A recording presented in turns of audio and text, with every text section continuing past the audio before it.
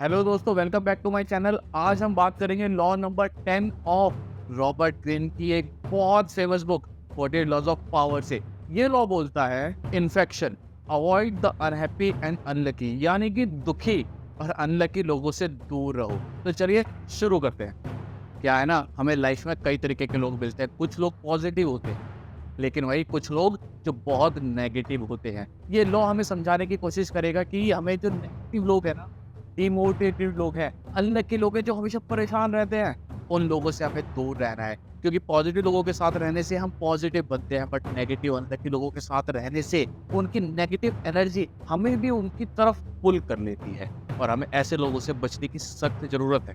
तो चलिए इस कंसेप्ट को समझने के लिए हम कुछ रियल लाइफ एग्जांपल्स और स्टोरीज को डिस्कस करते हैं। माइकल जैक्सन, इसको कौन नहीं जानता। माइकल जैक्सन पॉप आइकन थे बहुत बड़े। उन्होंने अपनी लाइफ में कई प्रॉब्लमेटिक और नेगेटिव लोगों से घिरे हुए पाया गया। माइकल जैक्सन की लाइफ में ना कई सारे ऐसे लोग थे जो बहुत नेगेटिव थे। वो अपनी लीगल प्रॉब्लम्स को भी ना उनके ऊपर डाल दिया करते थे, अपनी सारी प्रॉब्लम उनके ऊपर डाल दिया करते थे। ऐसे लोग उनके सिर्फ नेम एंड फेम को यूज करके आगे बढ़ना चाहते थे कि उनके साथ रहेंगे तो हम भी कहीं पे कुछ पहुंच जाएंगे, जिसके वजह से माइकल जैक्सन को खुद नेगेटिविटी आने लगी। उनकी लाइफ से हमें ये समझ में आता है कि अगर हम नेगेटिव लोगों के साथ रहेंगे ना, तो वो हमें भी अपनी तरफ करते चले जाएंगे और उसका हमारे ऊपर एडवर्स और नेगेटिव इम्पैक्ट पड़ना शुरू हो जाएगा। अगर माइकल जैक्सन की लाइफ में ऐसे नेगेटिव लोग नहीं होते, तो हो सकता था उनका करियर थोड़ा ऊपर जा सकता था। उन लोगों ने क्या किया, उनके नेम एंड फेम को नीचे लेके गए, उनके ग्रोथ को नीचे लेके आ गए। जो वैल्यू थी उनकी लोगों की नज़रों में ना, उनको भी वो लोग नीचे लेके आ गए। अगर माइकल जैक्सन उससे दूर रहते तो हो सकता है उनका करियर बहुत अच्छा हो सकता और शायद वो कुछ टाइम और जिंदा रह सकते। लेकिन हमें ऐसे लोग घेर लेते हैं अपनी लाइफ। दूसरा एग्जाम्पल है नेपोलियन और उनके कुछ मार्शल्स का। नेपोलियन के पास कुछ लॉयल मार्शल्स थे, लेकिन कुछ ऐसे भी थे जो हमेशा कंप्लेंट्स और नेगेटिव थॉट स्प्रेड करते रहते थे। ऐसे मार्शल ने ना नेपोलियन की जो आर्मी थी ना, उनके मोरल को बहुत डाउन कर दिया। जब उनकी वाटरलू की बैटल हो रही थी ना, उससे पहले भी उनके एक सीनियर मार्शल ने पूरी टीम को, पूरी बटालियन को, जो उनकी आर्मी थी, उनके मोरल को बहुत डाउन लेके आ गए थे। ये एग्जाम्पल कुछ सुना हुआ लग रहा है। अगर आपने महाभारत देखी है, महाभारत हमारी इंडियन ग्रंथ में पावर जो हमारी बुक पढ़ रहे हैं ना, उसके अंदर ये एग्जाम्पल नहीं दिया हुआ। मैं रियल लाइफ एग्जाम्पल को उठा के लेके आ रहा हूँ, जो हमने पढ़ा है, हमने टीवी के अंदर देखा है। आपने महाभारत के अंदर महाराज शल्य का नाम सुना हो, जिसने नहीं सुना मैं थोड़ा बता देता हूँ। महाराज शल्य पांडवों के मामा थे, लेकिन दुर्योधन ने उनको अपनी साइड कर लिया था लड़ाई के वक्त। जब शल्य दुर्योधन की तरफ से लड़ रहे थे ना, तो उनको, वो चाहते नहीं थे लड़ना। वो चाहते थे कि मैं अपने भाइयों के साथ, पांडवों के साथ लड़ूं। लेकिन युद्ध में कुछ ऐसा हुआ, कुछ ऐसी कूटनीति की गई कि उनको दुर्योधन की तरफ, यानी कि कौरवों की तरफ से लड़ना पड़ा। अब ऐसे केस में शल्य ने सोचा मैं क्या करूं। तो शल्य को ना एक बहुत अच्छी एडवाइस दी कि आप उनकी टीम में रहकर उनकी आर्मी के मोरल को डाउन करो। बहुत इंस्टेंसेस देखे गए जब शल्य वहां पे रहकर पांडवों की तारीफ कर रहे थे और कौरवों की बुराई कर रहे थे। कर्ण के साथ उन्होंने ऐसा बहुत बार किया। उनको पता था कर्ण एक बहुत ताकतवर योद्धा है जो अर्जुन को हरा सकता है। या आपको भी पता है कि कर्ण इतना ताकतवर था कि वो अर्जुन को हरा सकता था। तो वो क्या करते थे, जब भी अर्जुन के बारे में बात होती थी, वो अर्जुन की तारीफ करते थे और कर्ण को उससे नीचा दिखाते थे कि तेरे बस की नहीं है उसको हराना, तू उसको नहीं हरा सकता। अर्जुन बहुत बड़ा क्या बोलते हैं, धुरंधर। धुरंधर नहीं, धुरंधर तो आजकल का वर्ड है, धनुर्धर है ना, धनुर्धर है बहुत बड़ा, लेकिन तुम उसके सामने कुछ नहीं हो। जब आर्मी के साथ खड़े होते थे ना, तब आर्मी का भी मोरल डाउन करते थे कि जीत तो पांडव की होनी है, धर्म उधर की साइड है, इधर की साइड अधर्म है, वो लोग जीतेंगे, आप लोग हारोगे। इस टाइप की बातें करते थे, जिससे क्या होता था, कौरवों की सेना का मनोबल टूट जाता। अब बात करते हैं कि हम अपनी लाइफ से कैसे नेगेटिविटी और नेगेटिव लोगों को दूर कर सकते हैं। अपनी लाइफ में अपने आसपास आइडेंटिफाई करिए कि ऐसे कितने लोग हैं जो नेगेटिव इन्फ्लुएंस करते हैं, जिनके साथ रह के आपको नेगेटिव वाइब्स आनी शुरू हो जाती है।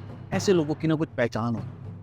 साइकोलॉजी को यूज़ करके मैं बताने की कोशिश करूंगा यहाँ पे ऐसे लोगों को कैसे पहचानना है। वो लोग हमेशा कंप्लेन करते हैं, वो लोग हमेशा परेशान रहते हैं। कंप्लेन करेंगे, परेशान रहेंगे, कभी सॉल्यूशन मांगो तो सॉल्यूशन नहीं देंगे, सिर्फ प्रॉब्लम्स, कंप्लेंट्स यही करते रहते हैं। अगर आपके आसपास में ऐसे लोग हैं तो आइडेंटिफाई करिए, ये रेड फ्लैग हो सकता है। मुझे याद है मेरे ऑफिस के अंदर भी एक लड़का था। हमें ऑफिस के अंदर ना एक प्रोजेक्ट पे काम करना था मिलके। तो वो जो लड़का था ना, वो बहुत नेगेटिव रहता था। कुछ भी काम करने से पहले स्टार्टिंग में पहले से ही बोलता था, यार ये तो बहुत हार्ड है, क्या फालतू का काम दे रखा है, ये काम हमारे लिए बना ही नहीं है, हम तो किसी और काम के लिए बने, ये क्या बेकार सा काम पकड़ा दिया, हमारा मैनेजर बेकार है, हमारी कंपनी बेकार है, पैसे नहीं देती। जब देखो कंप्लेन करता, उसके वजह से क्या हो रहा था, मेरा खुद का और मेरे टीममेट्स और बाकी लोगों का भी मोरल डाउन हो रहा था। उनको फील आता था शायद ये काम तो हमसे हो गई नहीं, ये काम भी बहुत हार्ड है और हो सकता है ये काम मुझे करने ही नहीं चाहिए, या काम हमारे स्कोप से बाहर है। इस टाइप के ना एक नेगेटिव एनवायरनमेंट वहाँ पे क्रिएट होने लगा था। जब मैंने इस एरिया में आइडेंटिफाई किया ना, मैं नाम नहीं बता सकता उस बंदे का, बट जब मेरे को आइडेंटिफाई हुआ ना कि यार ये बंदा नेगेटिव कर रहा है मेरे को भी और पूरी टीम को भी, तो मैंने ऊपर वालों से बात की, सीनियर से, उनको केस समझाया, उनको कुछ अच्छे से डिटेल में बताया और उस बंदे को उस प्रोजेक्ट से अलग कर दिया। और जब से उस बंदे को उस प्रोजेक्ट से अलग किया ना, वो प्रोजेक्ट हमारा बहुत सक्सेसफुल रहा, हमें उसके लिए बहुत एप्रिसिएशंस मिली। और कुछ ना पॉइंट्स होते हैं कंपनी से, वो पॉइंट्स में यानी कि आपको भी आइडेंटिफाई करना है अपनी लाइफ में कौन से नेगेटिव लोग हैं जो आपको आगे बढ़ाने की जगह पुश बैक किए जा रहे हैं। ऐसे लोगों को आइडेंटिफाई करके उनसे थोड़ा सा दूर होने की जरूरत है। अब इसको करना कैसे है, जो आपको लग रहा है ना नेगेटिव लोग हैं, अपनी बाउंड्रीज सेट कर लो कि मुझे इस बंदे से ना कितनी बात करनी है। उस बंदे से अगर ज़्यादा बात करने लगे तो प्रॉब्लम ही प्रॉब्लम, इसलिए उस बंदे से ना मेरे को अपनी बातों को थोड़ा सा कम करना पड़ेगा, उससे दूरी मेरे को बनानी पड़ेगी। लेकिन अगर आप ऑफिस एनवायरनमेंट में हो, आप डायरेक्ट ऐसा नहीं कर सकते। इसके लिए आपको क्या करना पड़ेगा, आपको पोलाइटली उनसे दूर होना पड़ेगा। लड़ना नहीं है, झगड़ना नहीं है, उसकी कंप्लेन नहीं करनी, उस बंदे से बात करनी है। जो वो बंदा कंप्लेन करता रहता है ना, उससे जाके बोलो, भाई तू हमेशा कंप्लेन ही करता है, कभी सॉल्यूशन की तरफ भी फोकस कर।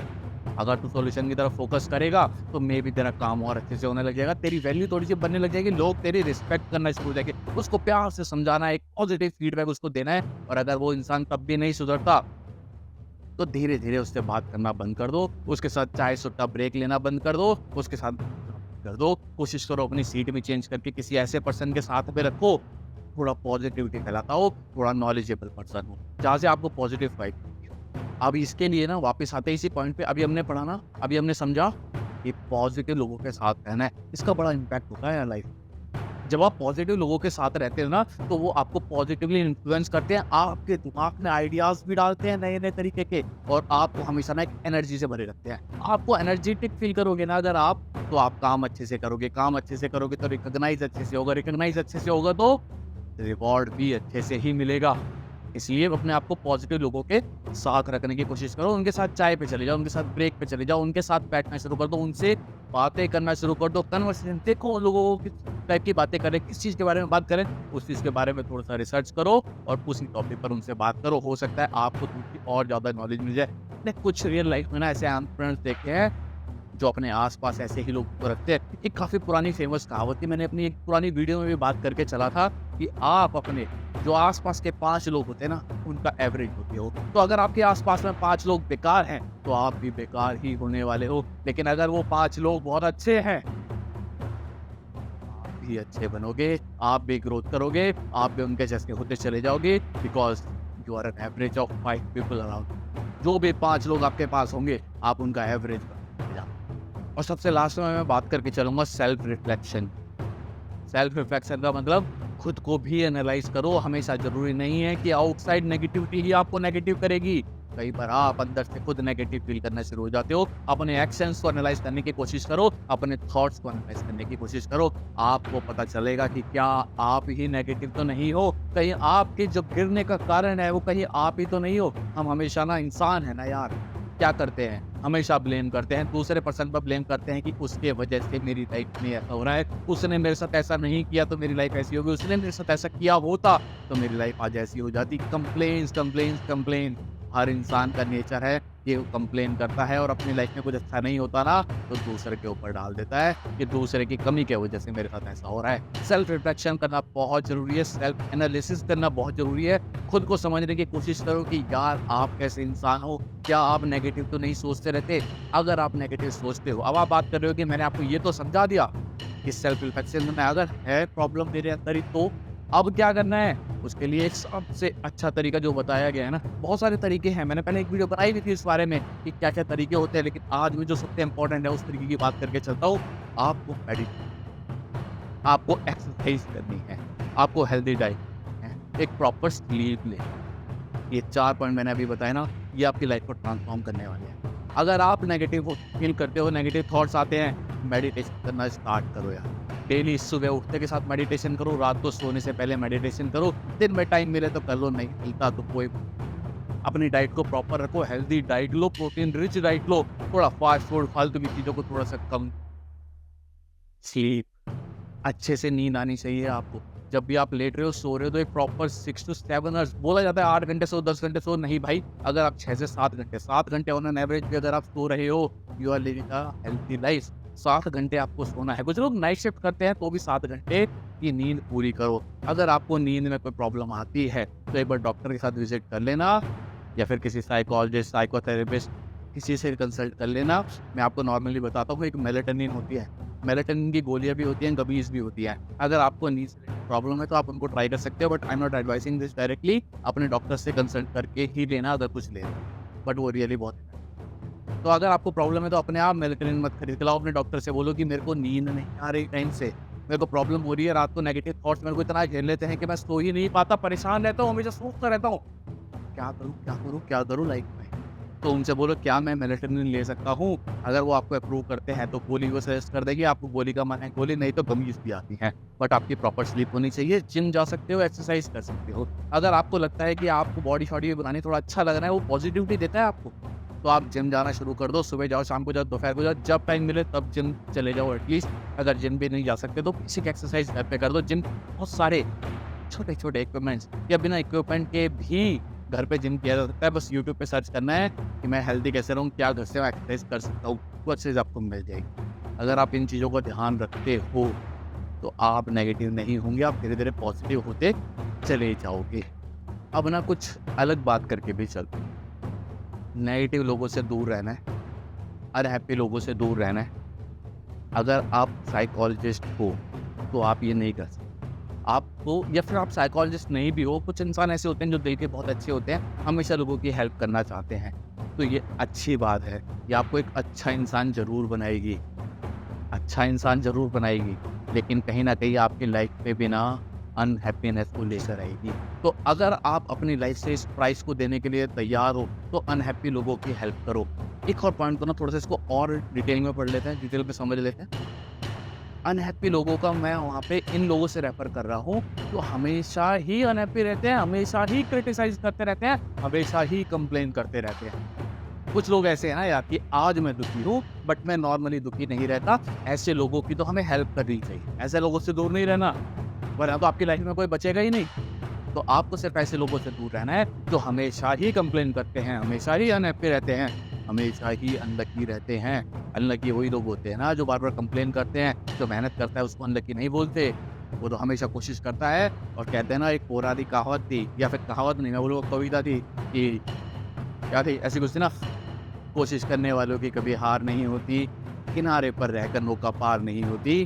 तो ये सच, जो कोशिश करता रहता है वो अनलकी होता है। कितनी बार अनलकी होगा, एक लिमिट ना, उसके बाद सक्सेस जरूर मिलेगी। तो ऐसे लोगों को मैं बोलूँगा ये पॉजिटिव लोग होते हैं, लेकिन जो कंप्लेन करते हैं, जो क्रिटिसाइज करते हैं, वो है अनहैप्पी और परेशान लोग, उनसे दूर रहना है। ये लॉ सिर्फ इसी बारे में बात कर रहे हैं। अगर आपको मेरी वीडियो अच्छी लगी और आपको मेरी बाकी वीडियोस भी अच्छी लगती हैं तो मेरे चैनल को सब्सक्राइब कर लेना। आपका एक सब्सक्राइब मेरे को बहुत मोटिवेशन देता है। मैं मंथ एंड पे देखता हूँ मेरे सब्सक्राइबर कितने बढ़ गए हैं, उससे मुझे काफ़ी अच्छा लगता है देख के, और एक मोटिवेशन मिलती है कि मुझे थोड़ा और रिसर्च करना चाहिए, अपने कंटेंट को, अपने थंबनेल को और अच्छा बनाना चाहिए, ताकि मैं आप लोगों के पास एक बहुत अच्छी नॉलेज को डिलीवर कर सकूं। आपने ये बुक पढ़ी होगी, लेकिन जो मैं यहाँ पे एग्जाम्पल्स दे रहा हूँ, जिस तरीके से मैं उनको तोड़ के समझा रहा हूँ, मुझे लगता है कि शायद बुक से जो आपको समझ आएगा, मैं उससे ज़्यादा वैल्यू ऐड करूँगा। तो इस वीडियो को लाइक कर देना, अपने उन दोस्तों के साथ शेयर कर देना जो इस ब्लॉग को पढ़ें, उनकी लाइफ में कुछ ट्रांसफॉर्मेशन आ सके।